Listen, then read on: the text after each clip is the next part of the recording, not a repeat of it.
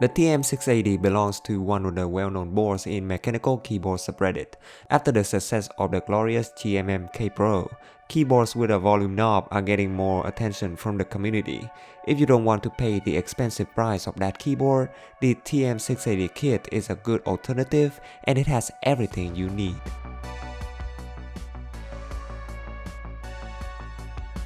The TM680 can come in different brands such as TM680, Gamakei LK67, and they may have some logos on the case. There's also many case colors to choose like pink, black, transparent, and I picked mine as white. This is the Bluetooth kit, but if you prefer having your keyboard plugged in all the time, you can get the wired.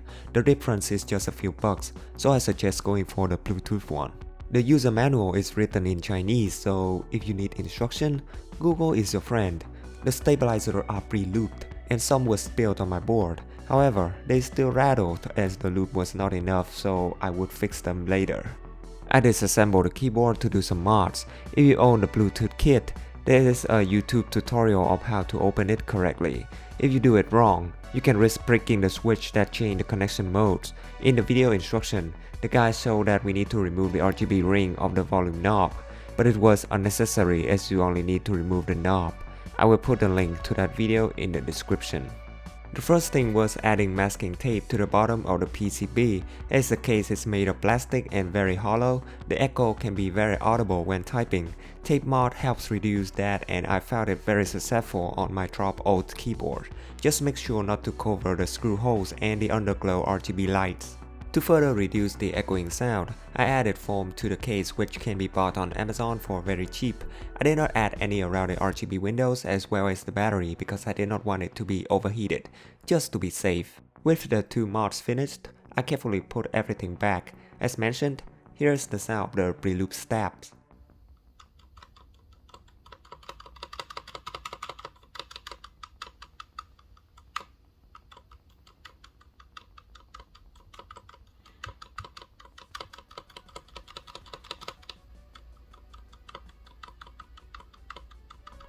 It was okay, but I can still hear the metal noise. The stabilizers are plate mount, so removing them is very simple. I chose the HornKit GP205 loop as I did not want to spend too much on the Krytox loop. I used it to loop my switches on the Drop-Tot keyboard and it was great. I applied some to the stamps and the plastic housing. I then cleaned the metal wire and added a thick coating. I then dipped the wire to the Permatex dielectric grease to all the areas where there are contacts between metal and plastic.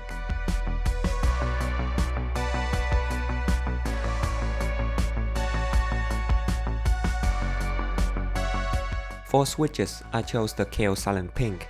The switch is both quiet and light, so I was curious to try it out. After opening the switch, I could see that the switch has some loop at the bottom of the spring, but to get a smoother feel, it still needed some more loop.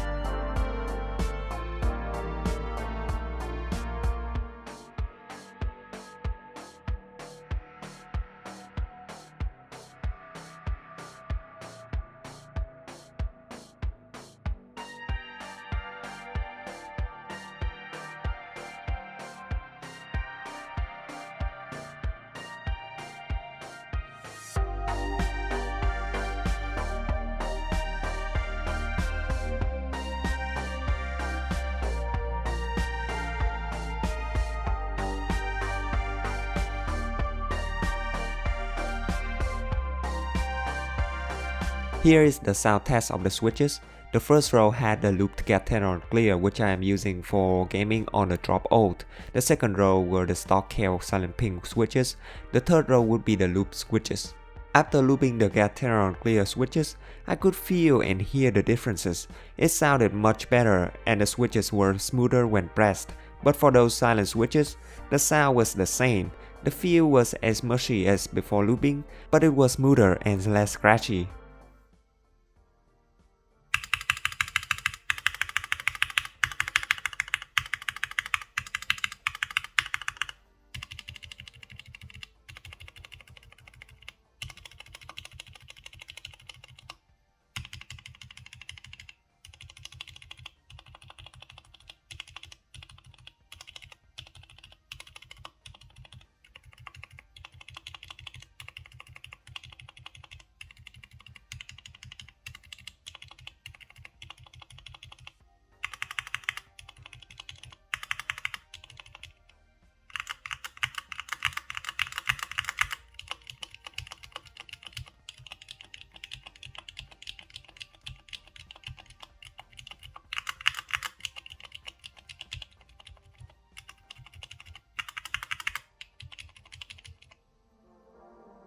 Finally, for keycaps, I used the GMK Boop V1 which I bought a long time ago.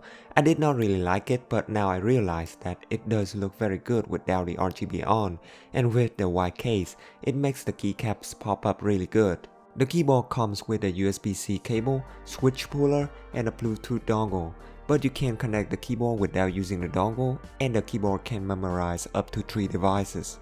The board can also be software customized, but only the top layer can be changed, which is quite annoying. The top layer provides me with all the keys that I need for both working and gaming, but for some of you, it could be a deal breaker. You can also use the software to change the RGB of the keys. The underglow RGB is not changeable.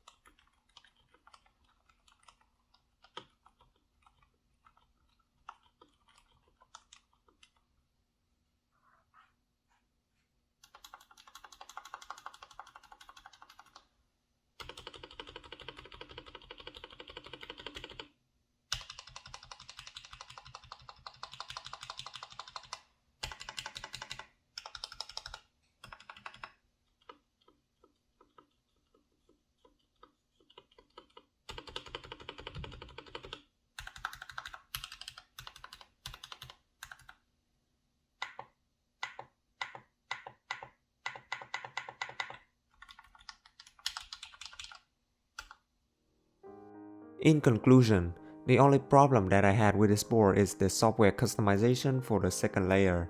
But if you can ignore that issue like me, the TM680 is an awesome mechanical keyboard which can be bought for under $70. Of course, you still need to get your own switches, but I think you can easily grab a bag of switches for cheap on the Merc Market subreddit. For the KO Silent Pink switches, it is quite fun to use as I no longer hear the loud noise from my keyboard, but of course, silent switches are not really for everyone as it is considered to be dissatisfying.